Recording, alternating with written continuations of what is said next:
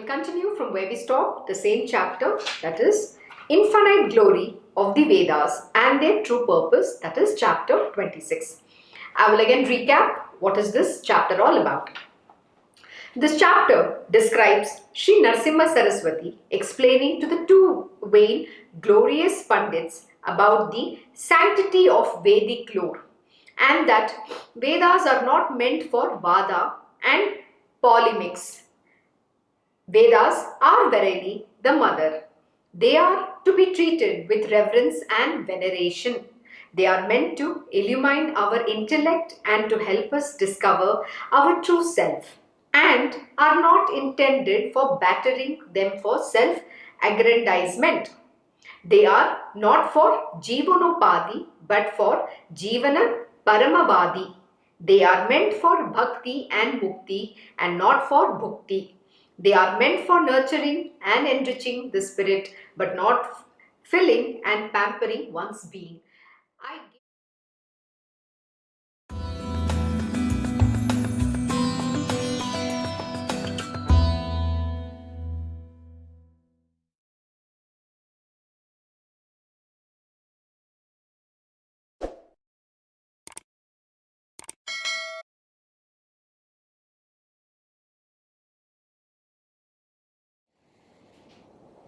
Very good morning. Jai Shri Krishna Guru. Thank you for joining Shri Guru Charitra Parayan. Om Shri Gurubhyo Namaha, Om Shri Ganeshaya Namaha, Om Shri Saraswataya Namaha, Om Shri Guru Dattatreya Namaha, Om Shri Mahalakshmi Namaha. Guru Brahma, Guru Vishnu, Guru Devo Maheshwaraha, Guru Sakshat Parabrahma, Tasmai Shri Guruve Namaha. Shri Guru Charitra Parayan. I gave a detailed explanation about what is Vedas all about and what is the purpose of studying the Vedas. I have given an understanding about what has Narasimha Saraswati taught here. So we will continue from where we stopped yesterday. Now Gurunath now started speaking of the glory of the Vedas and their structure, which was unheard of before by any. Gurunath said that this was what had been told by Vyasa Bhagavan to each of his disciples regarding the respective Vedas. He taught them. Briefly, it is as under. Rig Veda has its auxiliary Ayurveda, the science of life. Its presiding deity is Brahma. Its Gotra is Atreyasa. Its Chandas is Gayatri. The Rig Veda Purusha has red lotus-like broad eyes and a 3 feet long shapely neck. He has beautiful flowing locks of hair. Rig Veda has in all 12 sections or divisions. Its systematic recital with the correct intonation endows greatest merit. Much of the portion of Rig Veda is not known to any in the Kali Yuga. I think you understand what he's saying here. See this, yesterday we learnt about Bharadwaj Rishi who prayed for Brahmadeva and asking him to bless him and give him the grace where he will be able to master all the Vedas. He said, please grant me that life, the longevity where I will be able to master the Vedas. And what did Brahmadeva said? And he gave him an experience. What did he create? He created that. He gave him an experience of how vast and limitless these Vedas are.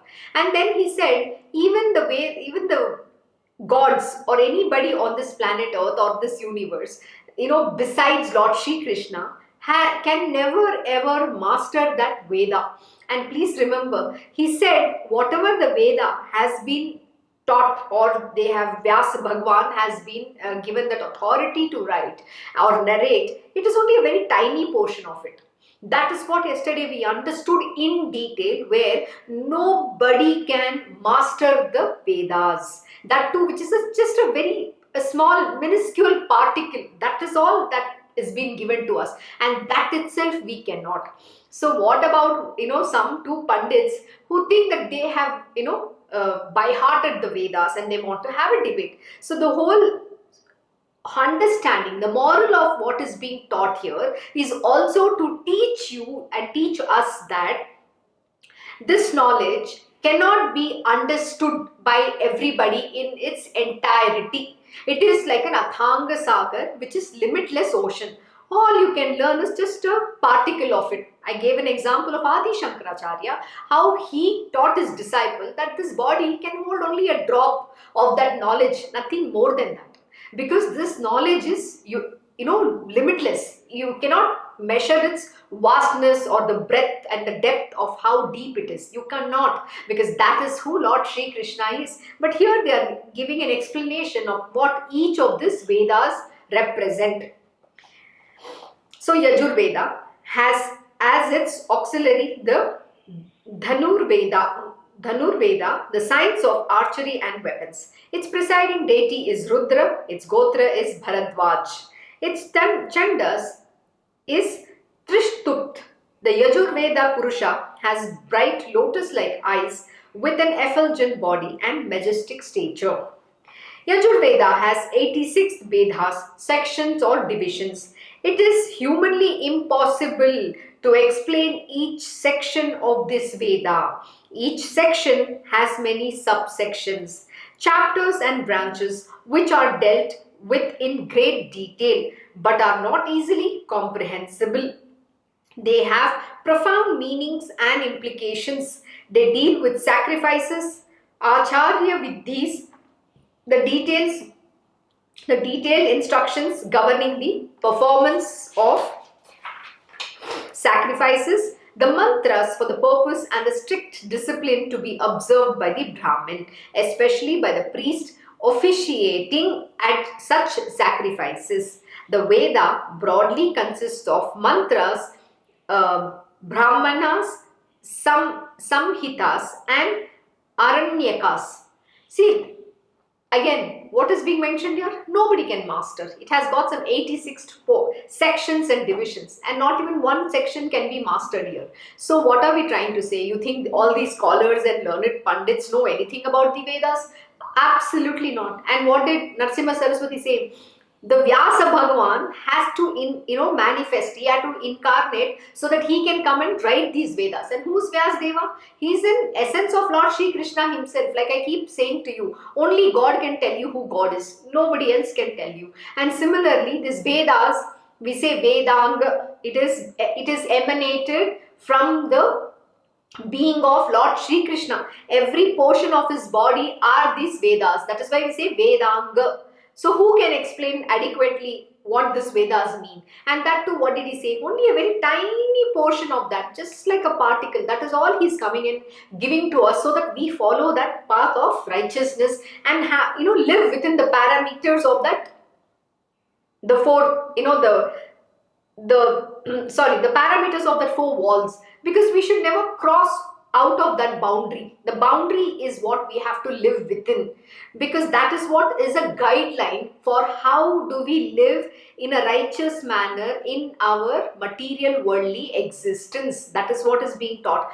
And here he is telling, right, what does this mantra mean? Why are the sacrifices that has to be performed? And what is the chanting of the mantra mean to all of us? It is not like just the Brahmins are being given that authority so that they can make it commercialized. They can commercialize and make money out of it. That is not why it is being given. There is a very important purpose of reciting the Vedas, chanting the mantras, chanting the hymns. Everything has its purpose, but it is all misinterpreted because of nobody has put their heart and soul in understanding the truth behind the Vedas, what is being taught.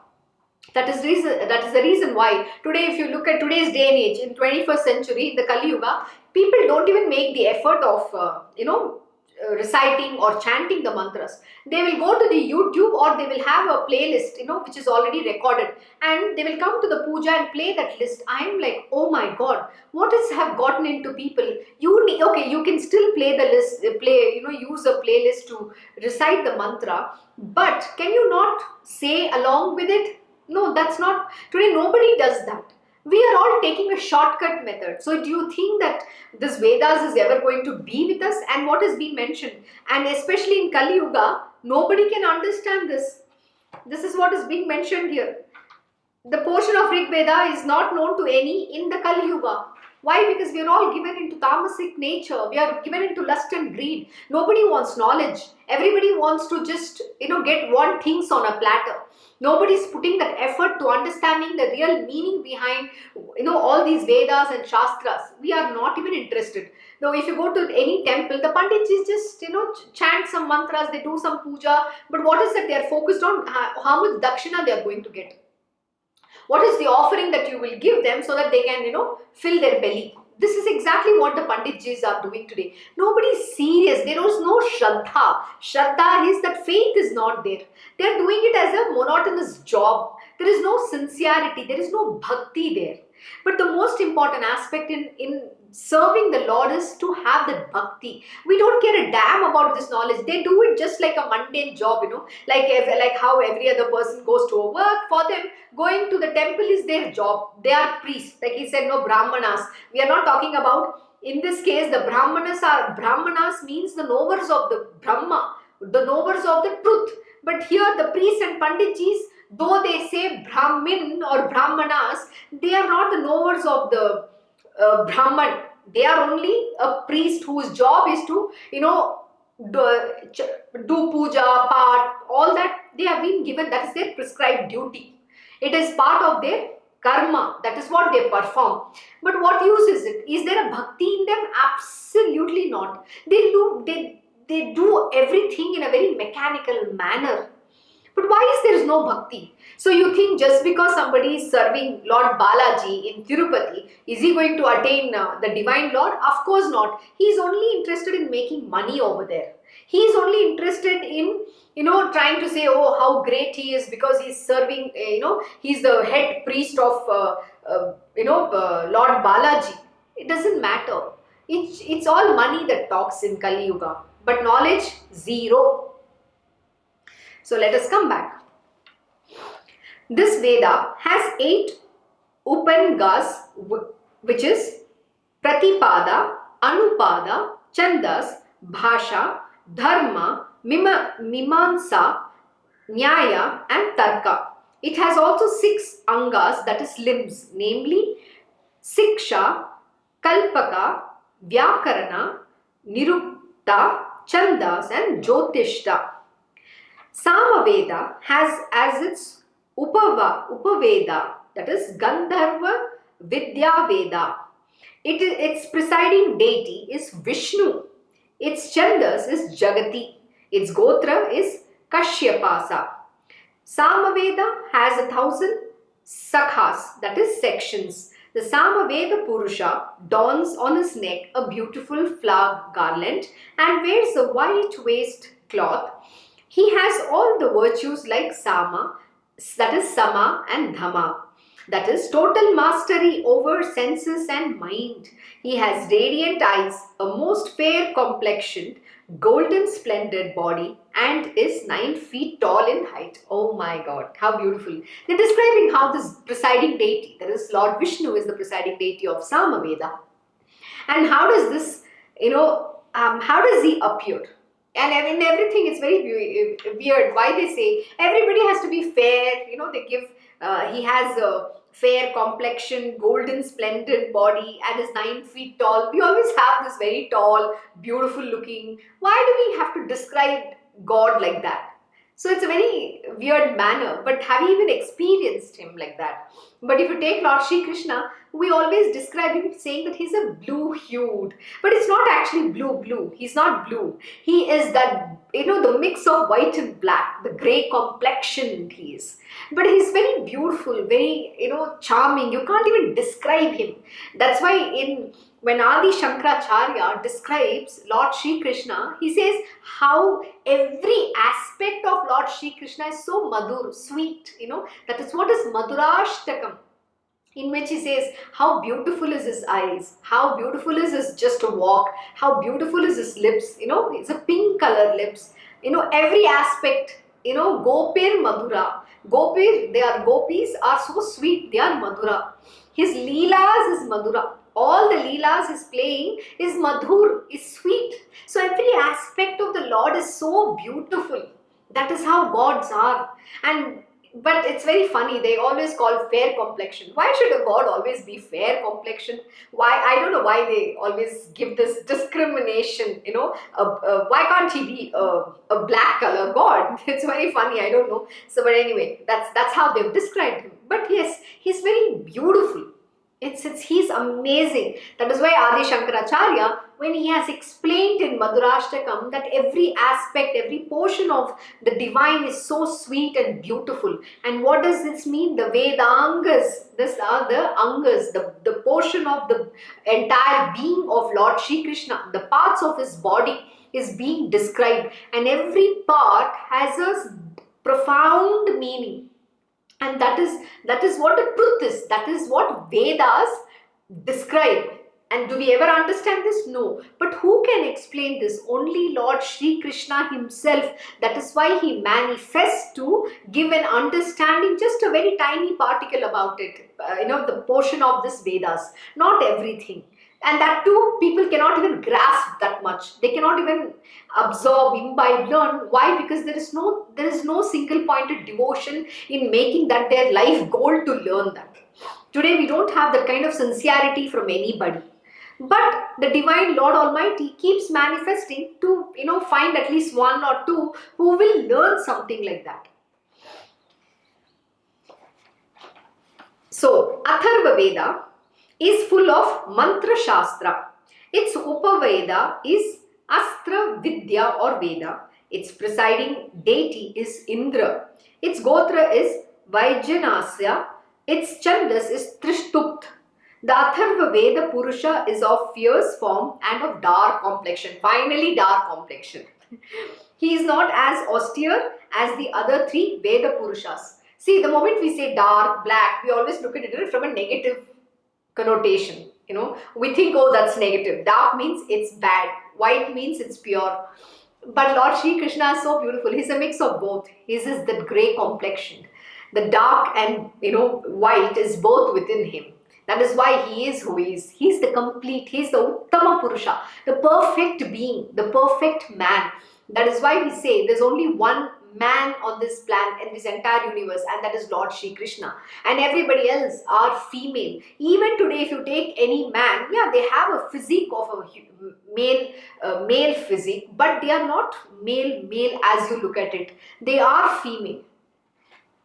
Yes, if I say this, I'm sure people are not going to like it, but that is the truth which is not understood by us. He is not as austere as the other three Veda Purushas. Atharvana mantras can be used for malevolent purpose also, and thus misused. What is being said here? See, the same mantras and shastras can be used for your advantage or disadvantage. But what is that you want to use your powers? When you recite these mantras, hymns, do sacrifices, there is a benefit that you're going to get. But what is that benefit you want to use it for? For the good of it or for the bad of it? The choice rests with you. So here it is very clearly mentioned, it can be misused. So we cannot, so what happens is, any of these knowledge in the hands of the people, the evil people with evil propensities, will definitely be misused. That is why we say, even when somebody comes to the power gets to your head. The name, fame, recognition, the power, the position gets to your head. And when it gets to your head, your ego and arrogance rises like nobody's business. And then what happens? Instead of serving this world, instead of using the power for the righteousness or for the well-being of this entire universe, you start misusing it. You start using it for your own personal benefits, and then you start exploiting that power and abusing the power.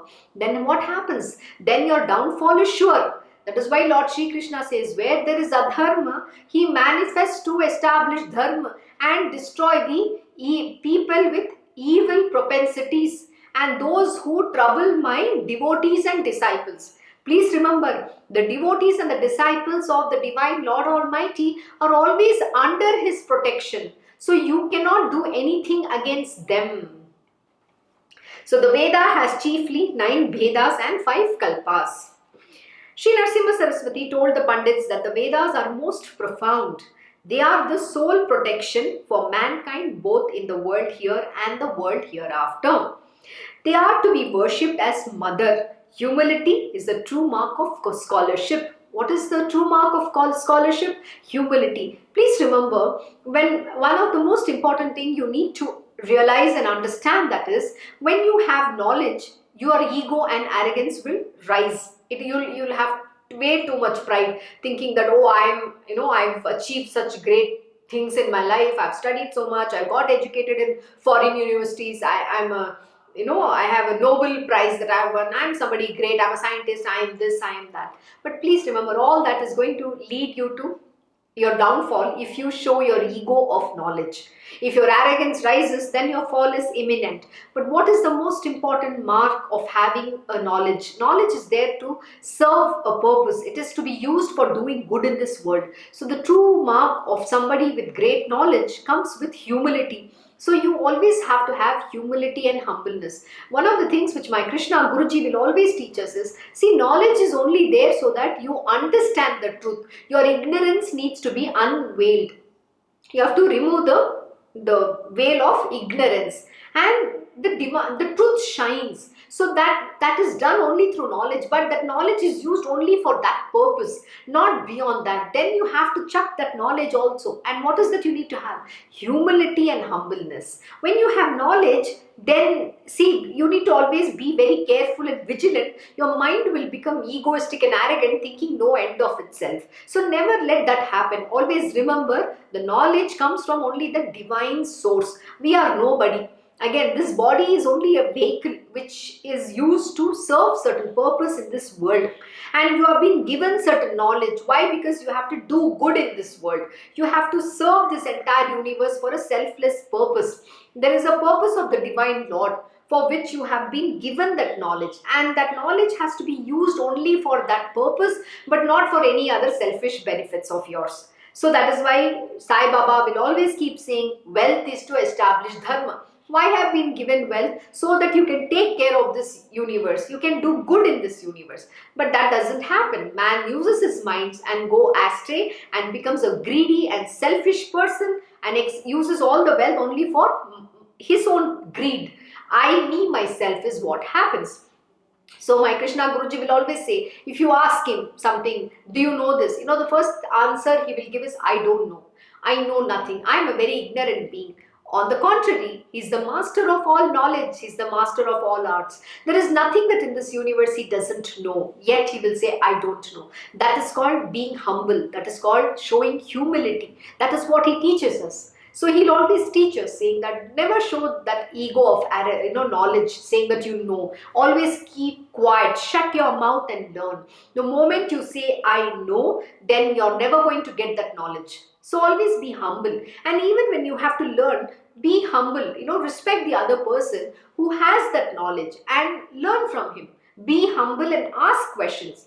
And one of the most beautiful thing which is taught in Srimad Bhagavatam, when the sage goes to the divine being, when Sutta Goswami is asked by others to teach him, at that time he says, one of the words in its mention that he was very submissive. In a submissive manner, he asked for that knowledge to be given to him. And then he was narrated this entire Srimad Bhagavatam. But how do you ask? You go with humility and submissive unto the divine being, the divine master, whoever they are. So you have to show your humility and humbleness and be submissive. Only then you will be taught. And most important, what is that here? Everything Narasimha Saraswati is mentioning, that it's only a very tiny portion of that knowledge can be taught, not everything. Because nobody is capable to learn or master this knowledge. Master, though, forget it. You cannot even learn even that aspect, the little aspect of Vedas itself is, the little aspect of Veda itself you cannot learn. So what are you trying to say? I want to learn the entire Vedas. Forget about it. It's next to impossible. So let's not even go there. But whatever that knowledge that is coming to you, imbibe, be very sincere, have that single pointed devotion in going deeper into that knowledge and becoming that knowledge yourself.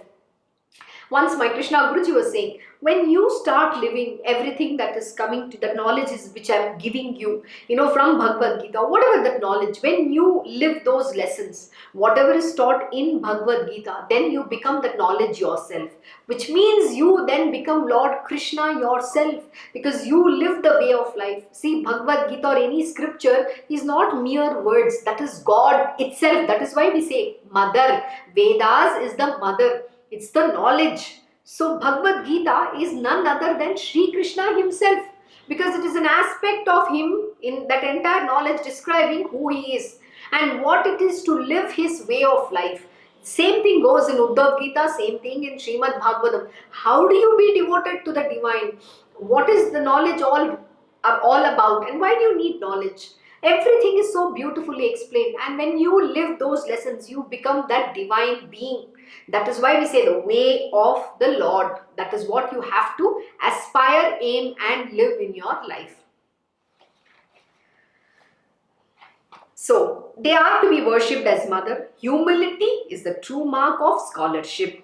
He again emphasized that knowledge, if at all anyone can gain and profess about the Veda, will just be no more than a grain of sand, while the Vedic lore is like the unending stretch of the sandy shores of all the seas of the earth. Oh my God. Just what did he say? An example here. A grain of a sand, but the entire Vedas itself is like, Vedic lore is like the unending stretch of the sandy shores of all the seas on this earth. That vast it is. But how much can you learn? How much can you learn? Just a grain of sand. That is all you can learn. Doesn't it the same say a drop of water? That's all you can learn. That is what Adi Shankaracharya said here. Narasimha Saraswati is saying the same thing. Just a grain of sand. Please remember. So don't think that you know too much. You know nothing.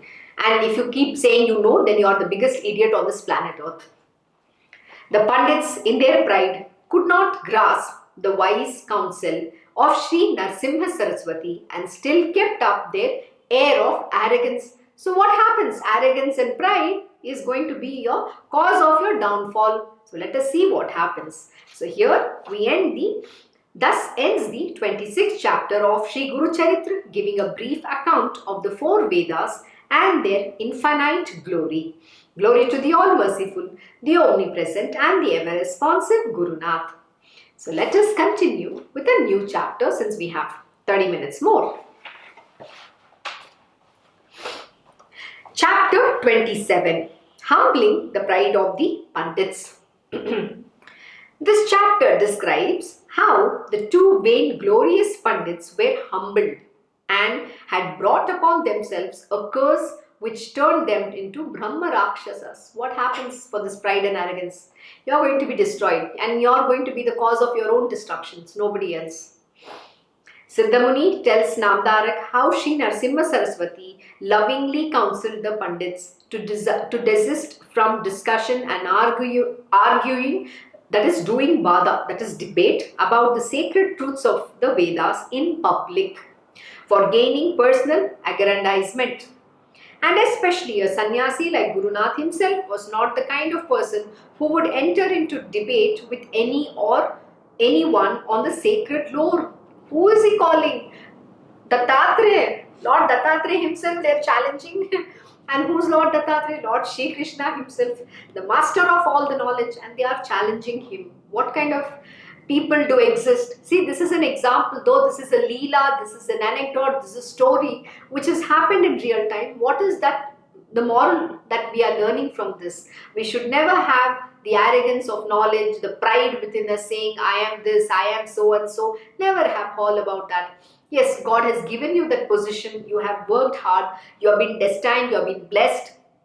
But use that wisely for the good of yourself and this entire universe. There is no need for you to think, I am the greatest, I am the mightiest, I am superior to everybody. No, never do that. And the day you keep thinking like this, your fall is already predefined. You have already planned your future.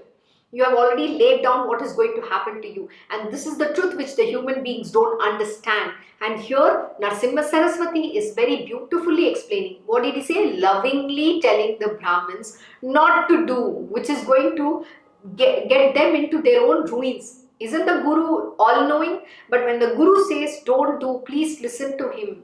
Never give into your mind self-conceit and deceit. And when we fail to listen to him, then his Maya will take over. Your destiny is going to define your downfall. Why do you want that? Listen to the warning. When the Guru says don't do something, please refrain from doing that job or that task. Don't do it. You're putting yourself in a trouble. Don't ever do that. It will accrue karma, it will accrue sin. Why do you want to get into that kind of karmic loop? Never ever do that. So this is emphasizing when the Guru Narasimha Saraswati was very lovingly explaining to him. What did the Brahmins do? They gave into their pride and arrogance. They didn't listen to him. Now what's going to happen to them? They have brought on themselves the misery.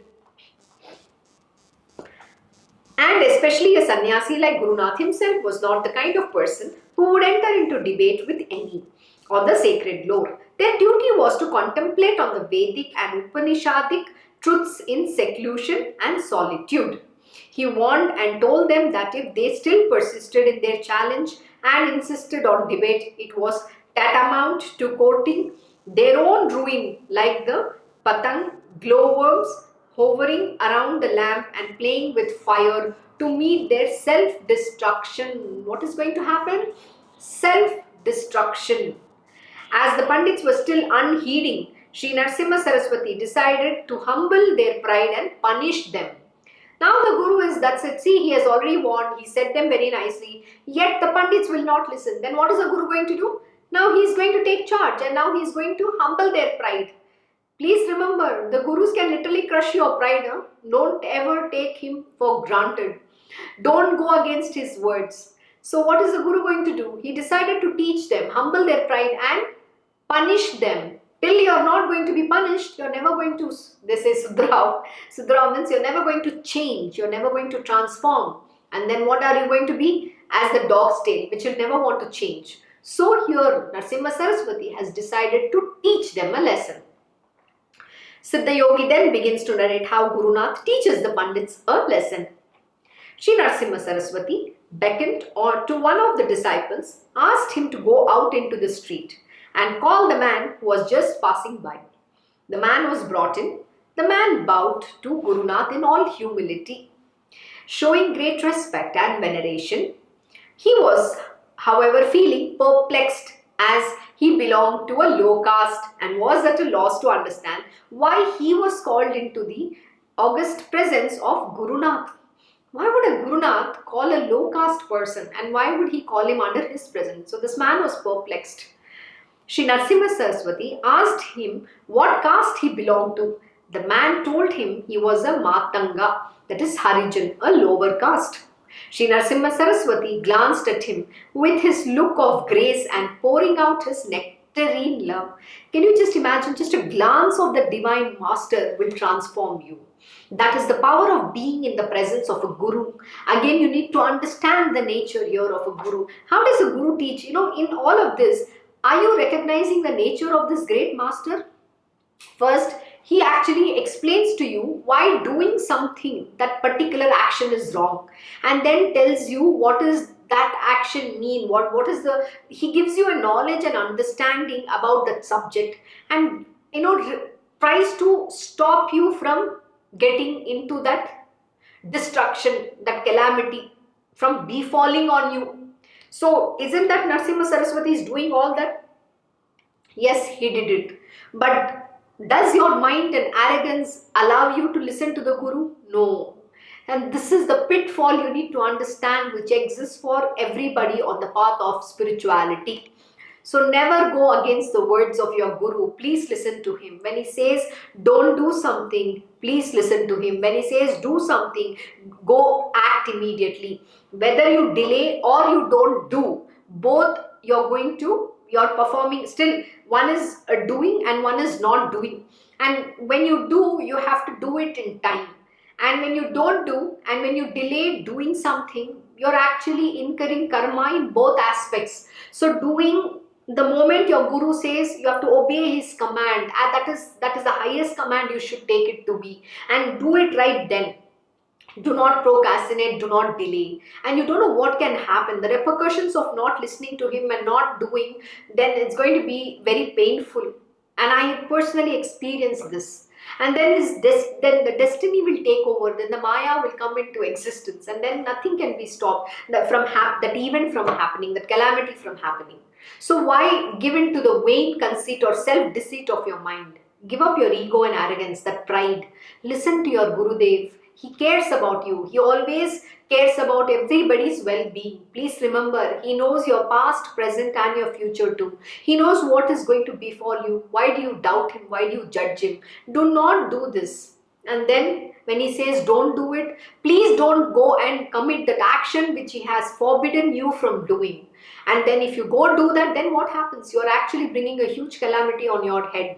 You are going to create a karma and sin for which you have to suffer the most. You don't understand the repercussions. Karma is a subject which is not understood by anybody. It is a most complex subject. Again, that itself is an Athanga Sagar, another. You know, and like all other subjects of the Divine Lord, karma itself is a huge subject. It is an Athanga Sagar, a limitless ocean which you cannot understand. The workings of karma is never understood by us. We think, oh, there's nothing. What did I do? I didn't do anything. And I have to give you the very simple story about Bhishma Pitama. Once Bhishma Pitama was traveling, he was riding his horse and he was traveling. And on his path, there was a chameleon. It just crossed. So what did Bhishma Pitama do? He wanted to save that chameleon from dying. So he stopped the horse and then he picked that chameleon and left it in the bush. He left it in a bush. But he didn't know what had actually happened. He left that chameleon with his sword and he just kept it aside near the bush. But what he didn't realize is, when he placed it near the bush, that chameleon was caught in a cactus which had the thorns. And it died a very painful death. And that is when that karma Bhishma Pitama had to suffer for. He went to actually save. He did good only, no?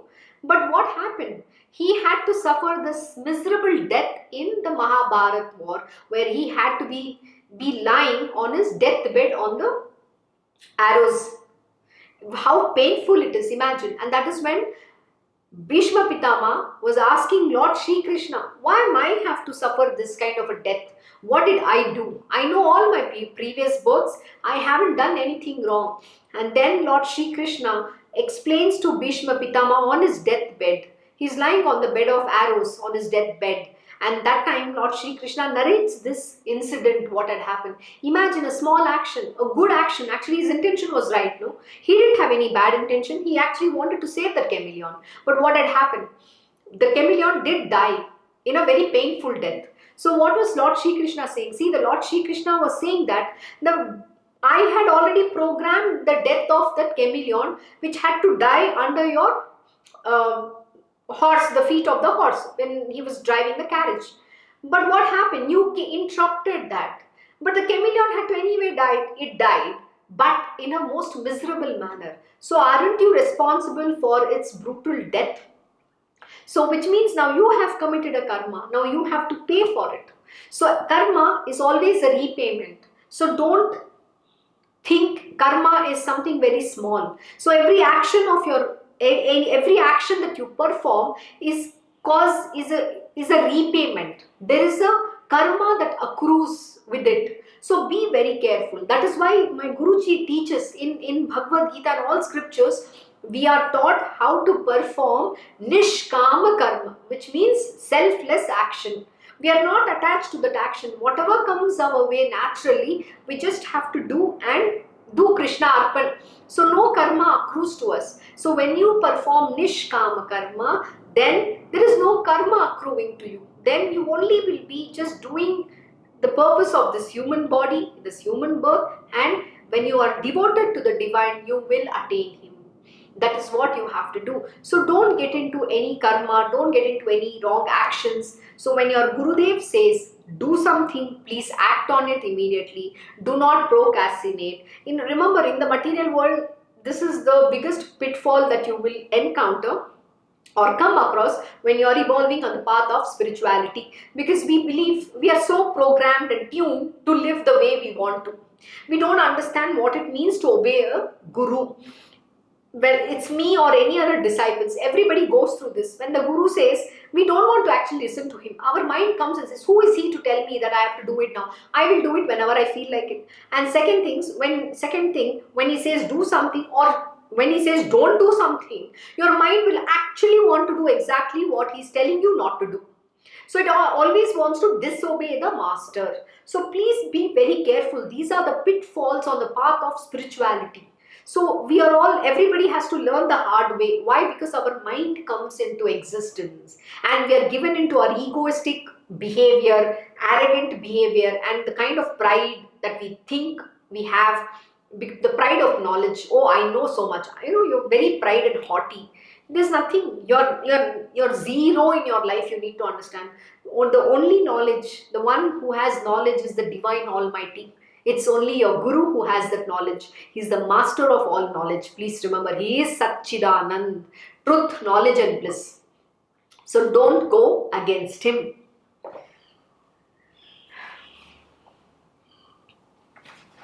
So, Shree Narasimha Saraswati asked him what caste he belonged to. The man told him he was a Matanga, that is Harijan. Shree Narasimha Saraswati glanced at him with his look of grace and pouring out his nectarine love. That was enough to metamorphose instantly that Matanga completely. Imagine, just a glance of Narasimha Saraswati transformed this Matanga, the low caste person. Shree Narasimha Saraswati gave him his danda, that is the yogic staff, to one of his disciples standing by. He asked him to draw 7 lines, one after the other, on the ground in front of the Matanga. After that, he asked the Matanga to step forward and cross the first line.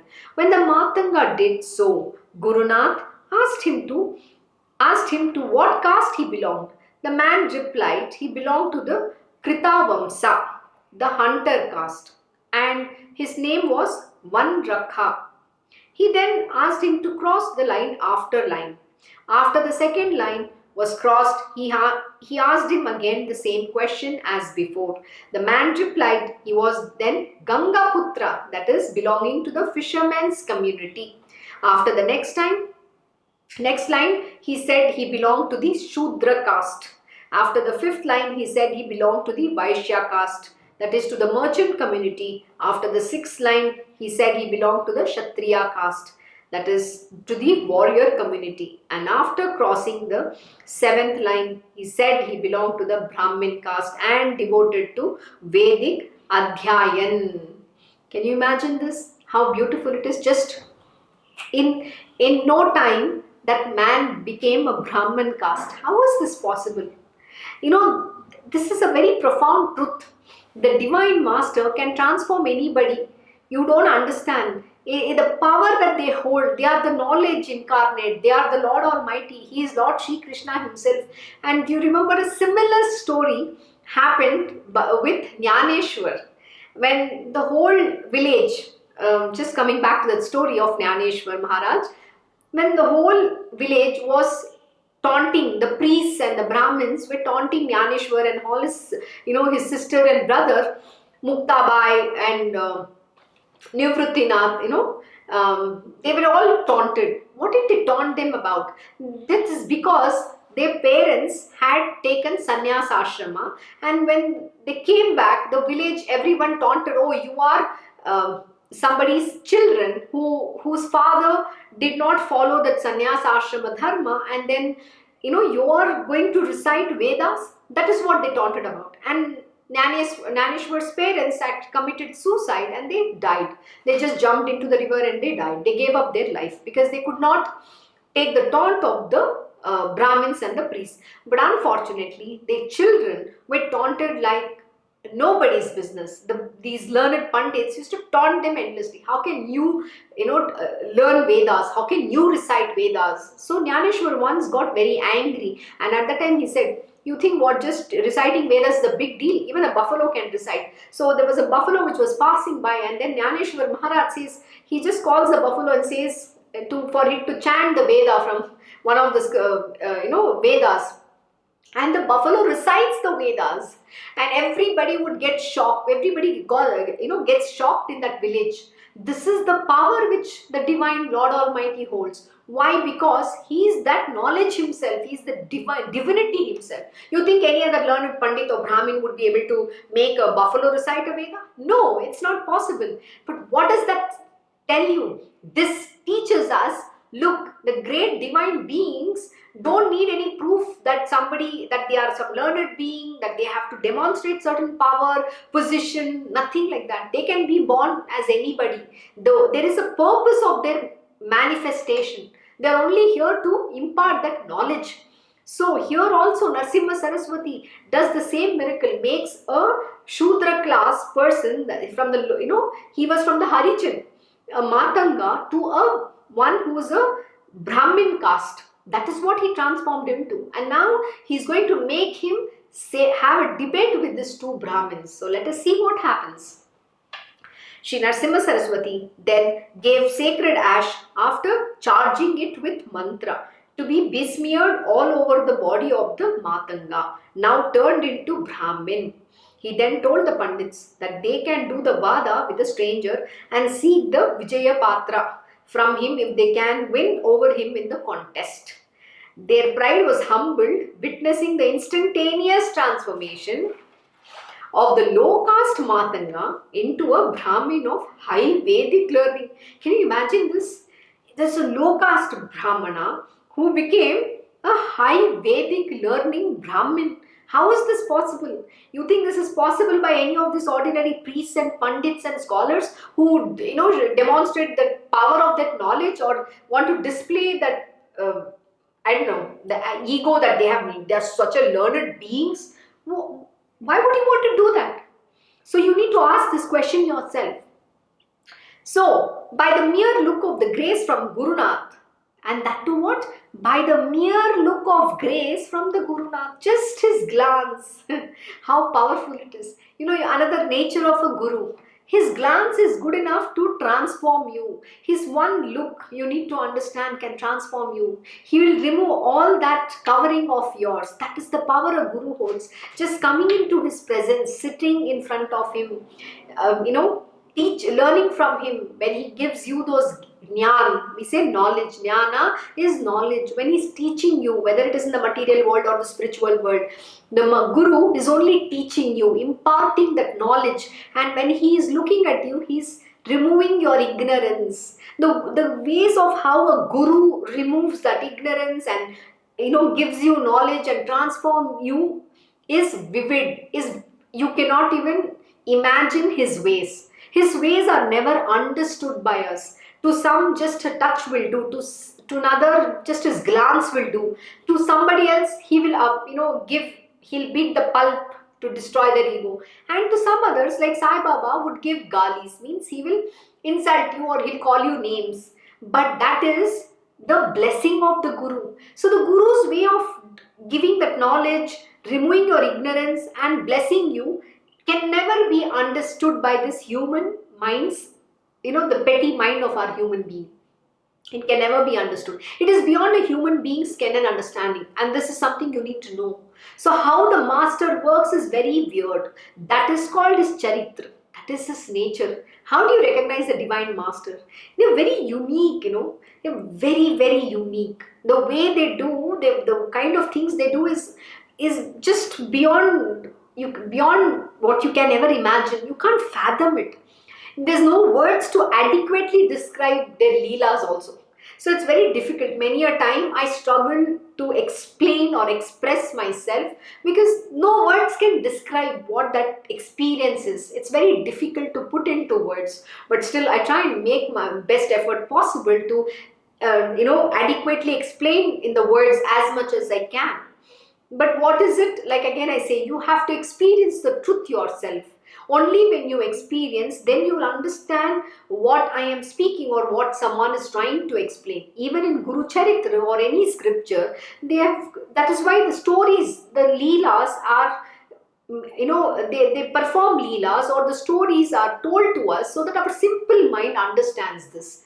And the truth behind these stories can only be explained by the real divinity alone. This body is only an instrument. The words are not of my wisdom, the words are of my Krishna Guruji's wisdom, who is now expounding on what this story represents, or what is the true meaning behind this story. So coming back, and as the debate started, the Brahmin turned Matanga was arguing and reciting Vedic mantras as Brihaspati or Brahmadeva himself. The foolish Pandits' tongues were parched. They were perspiring profusely and their limbs were shaking. They fell at Guru Nath's feet and begged to be forgiven, for their pride and arrogance is not heeding to his advice in their arrogance and foolishness. This is what happens. The Guru, they will bring down to your knees. You don't understand. Don't have your ego and arrogance in front of a great master. There are a lot of people who will come and say whatever they want to in front of my Krishna Guruji. Many a time I would get angry, but what I've not understood is that the reason why the gurus don't react or say anything bad also, because his Ashtasiddhis are around them. The powers, the 64 yoginis are already there, and the primary 8 Ashtasiddhis, the yoginis, are always around him, and they are saying Tatastu, and they will take the charge in their hands to do whatever they have to do. My Guruji will not even have to lift his finger. Likewise, any divine master, the real master. So that is why you need to be very careful when you are in the presence of a divine Guru, the divine master, who is the true master. Now, I'm not talking about the fake gurus and all this people. There are millions and billions on this planet Earth who, in the name of God, want to commercialize and make money and run conglomerates and try to prescribe all sorts of nonsensical things which is not prescribed in our Vedas and Shastras. Even in this particular chapter, the purpose of Vedas are very beautifully explained. And it is also said that nobody can ever learn the Vedas or master it. So what makes any Brahmins or anyone tell that, oh, I am the master of this Veda, I've learned this, I know. Come on, leave all your ego. Nobody knows. Even today, I still feel I am day one in spiritual. Because sometimes it just feels, oh God, I'm not learned, I don't even know this. That is what it is. And my Guruji understands in the Kali Yuga, we don't have that ability. Our mind is not programmed or tuned to absorb that kind of knowledge. We don't have that sincerity because we are in the Tamasic Yuga and nothing can be done. And that is why my Guruji will say, why do you want to do the gymnastics of your mind? Because you're incapable people. Can you just follow the path of bhakti, love and devotion to the divine, and just rest everything at his feet? Why do you need knowledge? Why do you need to know any Vedas, Shastras? You just need to live a righteous path. Do 2 important things.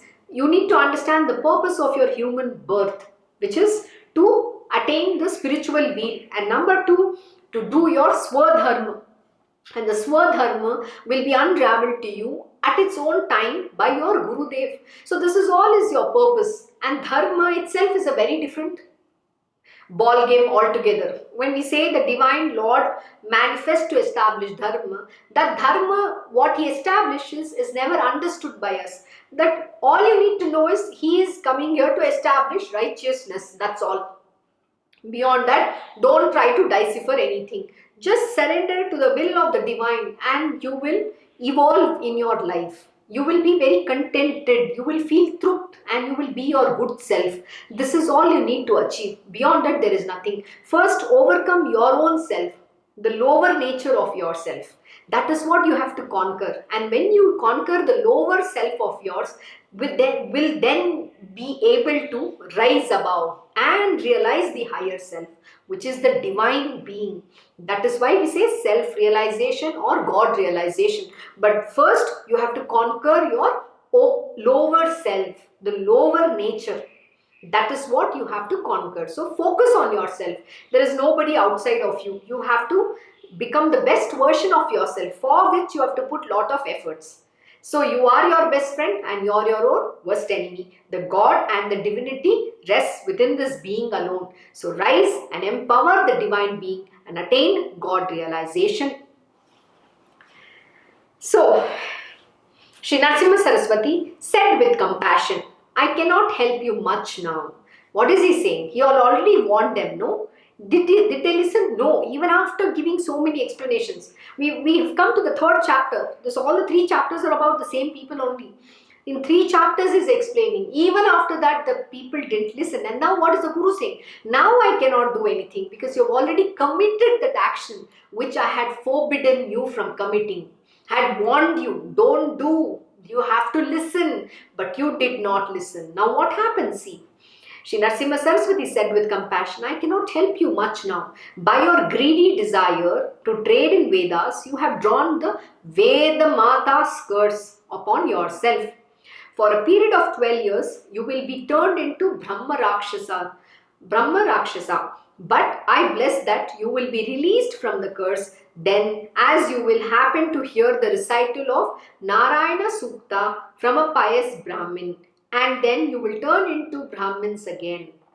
He asked them to go to Sangam and take their bath. The Pandits fell down dead the same day. What happens? Destructions. When you give in to your ego and arrogance and pride, what is the final end result?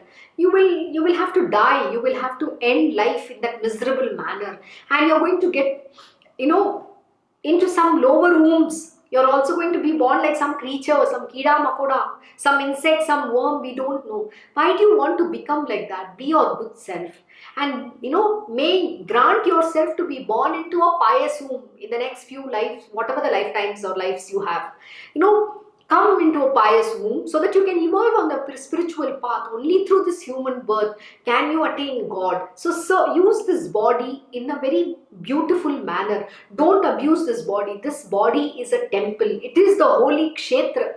In one of the chapters in Bhagavad Gita, Lord Shri Krishna has beautifully explained this body itself is kshetra, where you can have the war going, you have to kill the enemies, overcome to God, attain God realization. Conquer all your ego, arrogance, senses, everything, whatever, pride, lust, greed, overcome all of that and attain victory over yourself, victory over the lower self. That is what it means. The body itself is the kshetra, where you can attain God realization.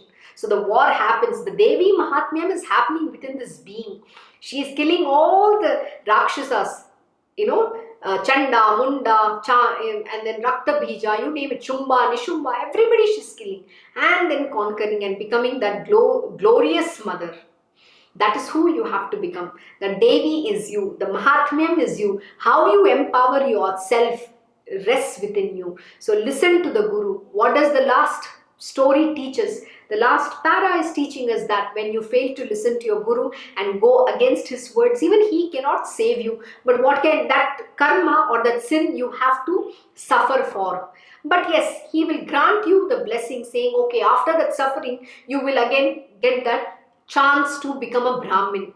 And then what happens? Then the choice is in your hands whether you want to rise again or fall down. So this is what the divinity is all about. This is what the gurus do. So when a guru says don't do, please don't commit that sin. That whatever he's saying, he warns you, don't go there, don't open that door, don't go and say something bad. Do not do this. Listen to him. You will benefit from it. At that time, learn to control your ego and arrogance. Control your mind. Overcome that mind. With his grace, you will be able to overcome. And this is my conviction. Chant his name at that time. Or just be silent. Go in solitude. But don't react. When he says don't do, your mind is going to force you to go do that action. Don't fall prey to your mind. This is what you need to understand and obey your Guru's command. When he's saying do something, please do it in time and just listen to him and you will benefit. You will become a divine being. That is my faith and this is my experience by which I can say that when you listen to your master, you will benefit everything in the most beautiful manner. And that's something we don't understand. You can't see the kind of blessings you will get. You will not even realize. Your life is going to be very beautiful. His grace is always around you as a firewall. You will be always protected from all the calamities that can befall you. So have faith, have Shraddha and Saburi, and have absolute faith, complete surrender, unconditional pure love, and exclusive devotion unto the lotus feet of your Gurudev. That is it. Lord Shri Krishna himself will be pleased. And Hari Bol at all times. Take the name of your Guru and Shri Krishna. That is all you need to do. With that, we end this chapter. Thus ends the 27th chapter of Shri Guru Charitra, describing the humbling of the pride of the Pandits. Glory to the all-merciful, the omnipresent and the ever-responsive Guru Nath. Thank you for joining Shri Guru Charitra Parayan. See you all tomorrow morning. Have a wonderful day. Om Shri Mahaganapate Namaha. Om Shri Gurudev Datta. Om Shri Sachidananda Sadguru Sainath Maharaj Ki Jai. Om Namo Bhagavate Vasudevaya. Digambara Digambara Shripad Vallabha Digambara. Om Shri Krishna Gurunath Natha Shri Guruve Namaha. Om Devi Durgaya Namaha. Om Shri Krishna Arpanam Namastu. Krishnam Vande Jagadgurum.